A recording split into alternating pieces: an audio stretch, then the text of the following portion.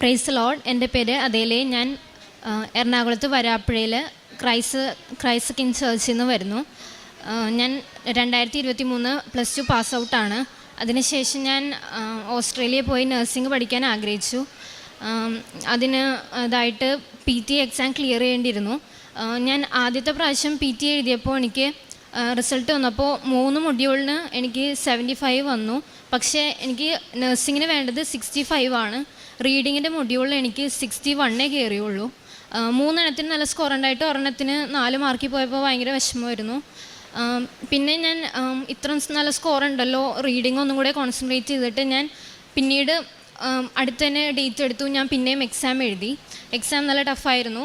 Result വന്നപ്പോൾ 4 എണ്ണത്തിനും എനിക്ക് കയറിയില്ല, സ്കോർ കയറിയില്ല. 63, 63, 58 എന്ന രീതിയിലൊക്കെ പോയി.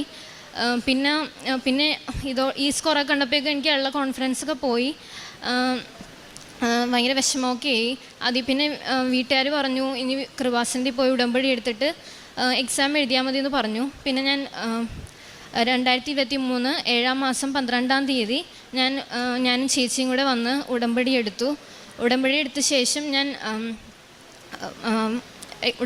ശേഷം ഞാൻ പിന്നെയും എക്സാം എഴുതി. ഓഗസ്റ്റ് 11 ഞാൻ എക്സാം എഴുതി. റിസൾട്ട് വന്നപ്പോൾ എനിക്ക് 4 മൊഡ്യൂളിനും 75 വന്നു. ഓവറോൾ 75 വന്നു.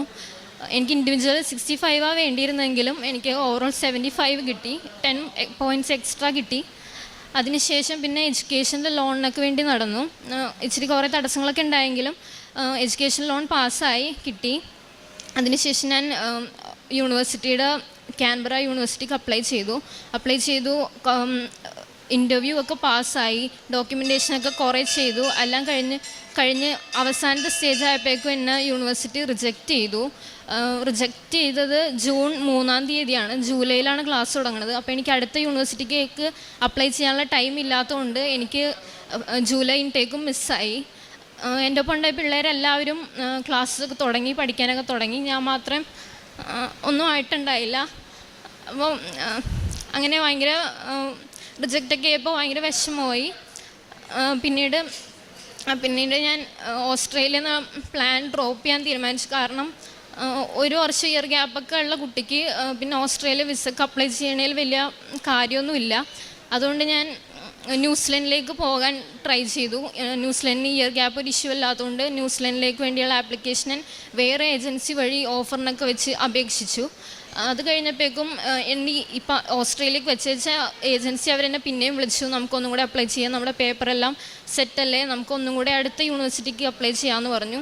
അങ്ങനെ ഞാൻ ക്വീൻസ്ലാൻഡ് യൂണിവേഴ്സിറ്റി ഓഫ് ടെക്നോളജി QUTക്ക് ഞാൻ ഓഫറിന് വെച്ചു.